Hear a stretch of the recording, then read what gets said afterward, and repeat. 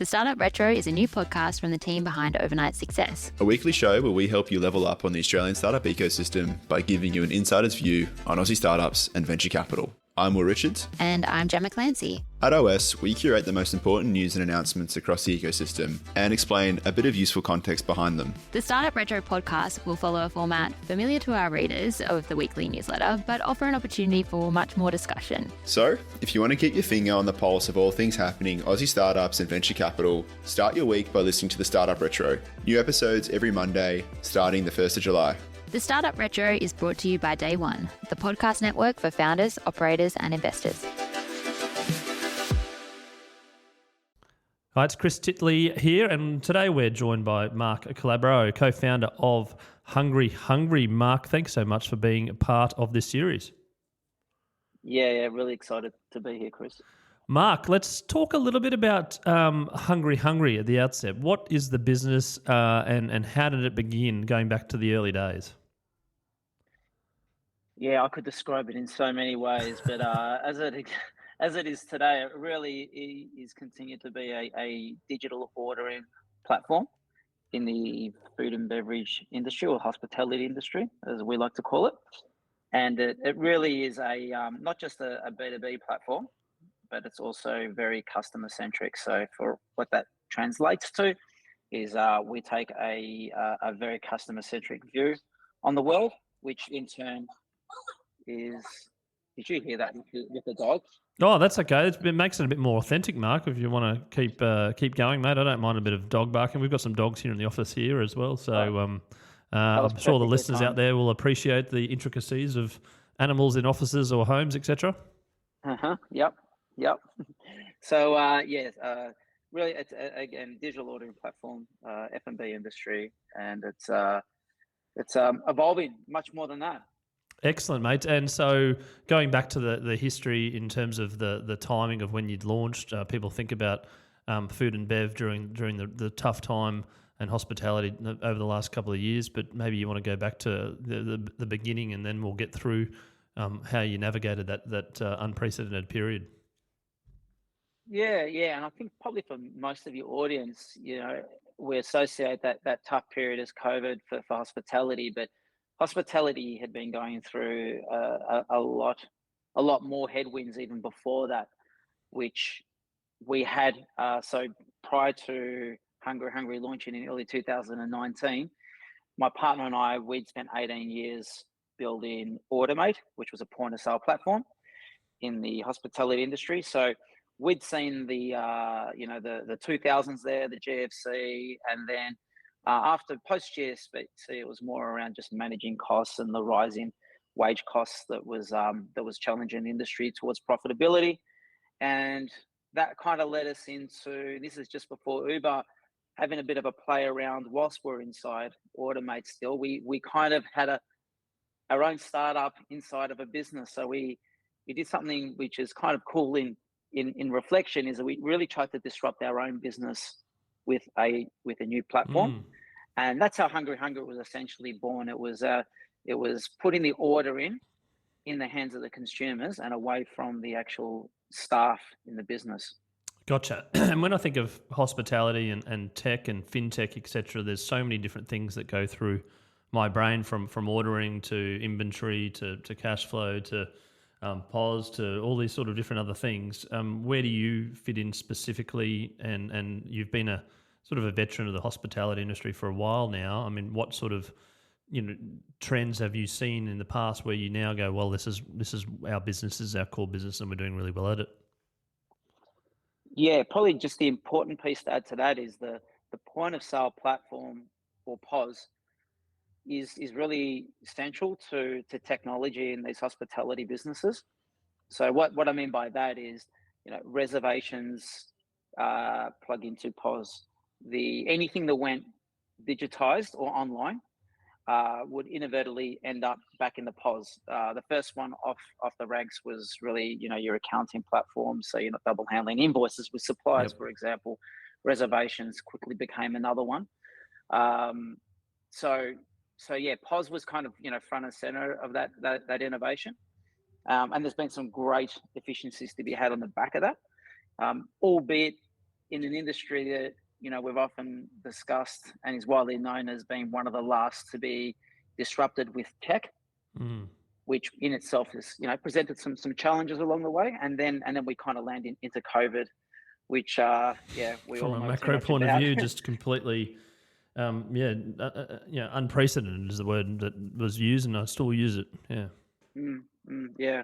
And now we've got another set of challenges ahead. However, these are just different challenges, but I think it sort of becomes survival of the fittest in many ways, and that talks about not just the hospitality industry, but I think for the suppliers, including the technology partners around the industry as well.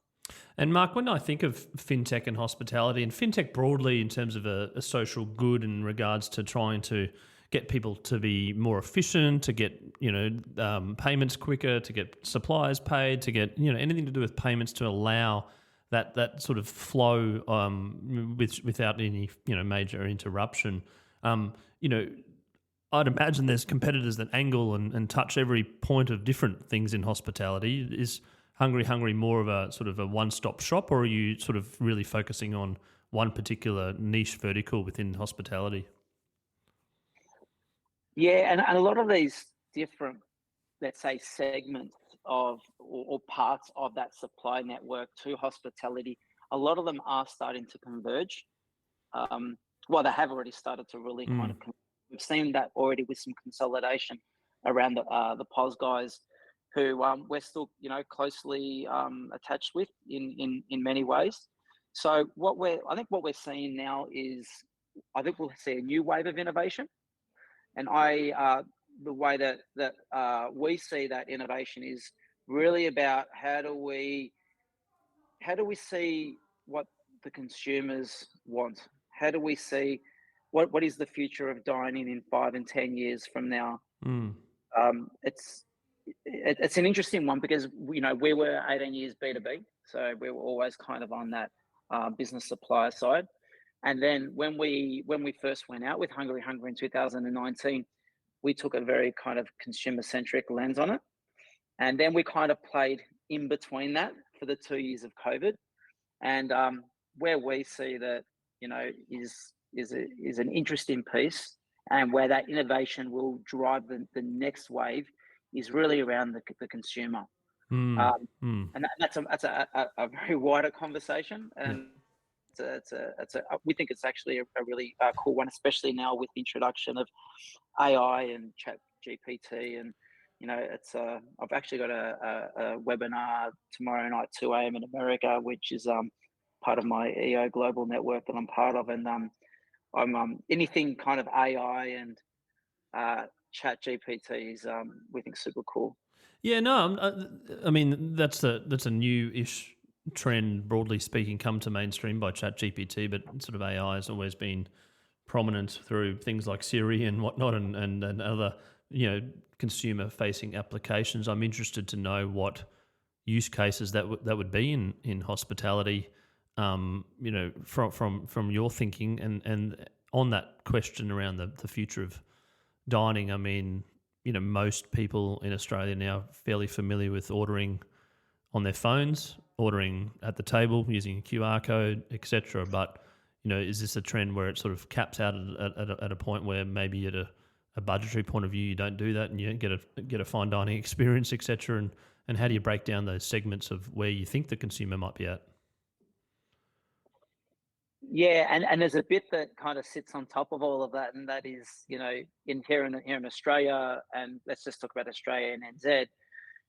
You've got 30 odd million people, and sometimes we tend to forget that we're not, because we live in either Melbourne or Sydney or Brisbane, that the rest of the broader market behaves and makes their purchasing decisions like we do in the big cities. So a lot of these considerations are that I think everyone thought when we were in COVID that we were going to click our fingers and the world had changed forever, and everyone would now be using their device to order or pay or make a buying decision. That hasn't happened, and we took a view earlier on in that, and that this was going to be a marathon, not a sprint. And when we're looking to implement or introduce certain technologies, they're not just going to instantly become the norm or the way of doing things. So I think to your question, there's also some considerations there, and I think a lot of venue operators are still trying to get their head around how, now that we're actually implementing technology on the floor, very different to ordering at home, your Uber Eats, Door Dashes.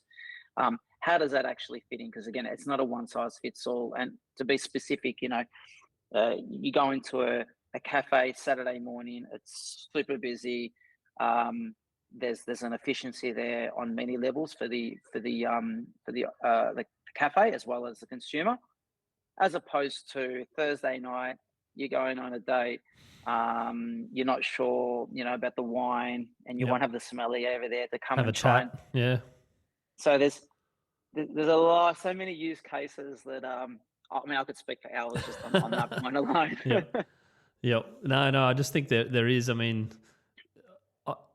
pubs, broadly speaking, have adapted QR codes, and it's sort of casual as you might describe it. But then, hatted restaurants or whatever it might be may not have the online ordering, and the sit down and have a nice date over a QR code, for instance. So there is, the dynamics have changed, but you never know, right? So just back on that AI thing. What some of the use or ideas that you may think of in terms of application use within hospitality? I'm keen to hear some, and you may not have any, but certainly, the crazier the better. Yeah. Well, my business partner and I have known each other for 20 years, and we're extremely different. And and I think this kind of exists in most kind of networks of friends and families, where I only want to kind of know the 6 or 8 items on the menu that I'm most likely to order. I'd Oh rather yeah, spend yep. 30 seconds or less in front of a menu, whereas he's happy to sit there for 10, 15 minutes just looking over Is that why the banquets are everything. so And popular, you reckon? yeah, yeah, yeah. Many have said so. So like, yeah, I think just if you look at that kind of convenience factor, and we often talk about enhancing the customer experience, and these are just words that kind of just get thrown around willy nilly, sort of thing. And an experience, that's the magic and what we love about hospitality, that everyone has kind of like their own definition of what an experience should look like when they go out to eat or drink. It's a very personal thing. So, and that presents a challenge, but linking it back to kind of you know, the world in front of us now with AI and some of these, emerging technologies, uh, uh, you know, it's not a one size fits all, but if we can allow consumers to be able to, um, match what they're thinking, how they're feeling. It's a very emotive thing, eating Mm, out, mm. and we spend a lot of time talking about that, because I think that in the absence of going full robotic, and when we started seeing that 6 7 years ago in some countries, and they were quite gimmicky. We've seen actually just in the last year some robots walking around the restaurant bringing out food, and it's certainly eye catching. But I think some of these things are quite novel. But how do they play out in a world where, you know, while we as humans still love to go out, and there's still something quite uniquely human and social going out to eat and drink. No, I agree. I think having dinner with someone, family, friends, etc. It's broadly speaking, very strong. Even at home, even like it's very strong on a mental health point of view. There's lots of benefits of that. I'm just thinking out aloud, like from a chef's point of view, maybe you've got a whole lot of ingredients, but you don't know what to whip up. So, couple of clicks of the button, you're like, I didn't think of that. Bang, there's a dish that's new on the menu with seasonal ingredients, for instance. Your personalization to you would be interesting. Like it's a Tuesday night, I feel like salmon, but it's a Friday night, I feel like a pizza. um, you know.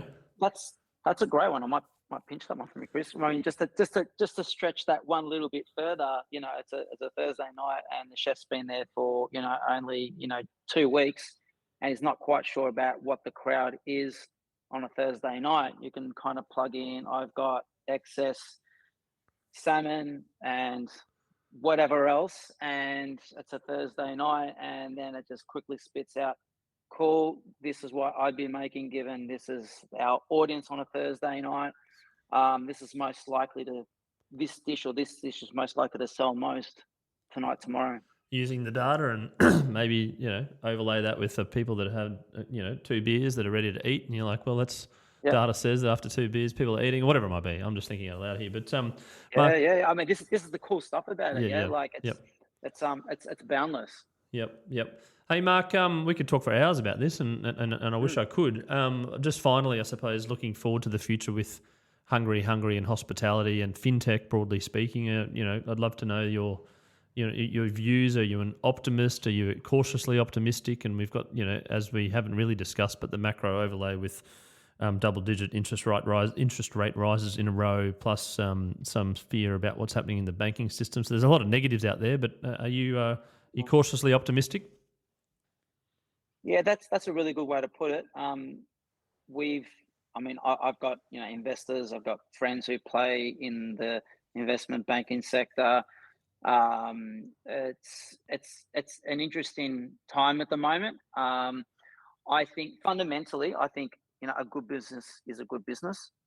Just because we were put in like a 10 times, 20 times, 30 times multiple of a business, a year ago, that same business today, that's especially if it's break even, if you still put let's say now you put like a 4 to 6 times multiple on it, I think, it represents that there's still some great opportunities out there in great businesses backed by founders who are navigating this period of time in a kind of a, fiscally responsible way. Capital efficient is the buzzword, yes. Yes, definitely. So, yeah, look, very optimistic. It's, I think it's times like these that some of the... The Startup Retro is a new podcast from the team behind Overnight Success. A weekly show where we help you level up on the Australian startup ecosystem by giving you an insider's view on Aussie startups and venture capital. I'm Will Richards. And I'm Gemma Clancy. At OS, we curate the most important news and announcements across the ecosystem and explain a bit of useful context behind them. The Startup Retro podcast will follow a format familiar to our readers of the weekly newsletter, but offer an opportunity for much more discussion. So, if you want to keep your finger on the pulse of all things happening Aussie startups and venture capital, start your week by listening to the Startup Retro. New episodes every Monday, starting the 1st of July. The Startup Retro is brought to you by Day One, the podcast network for founders, operators, and investors.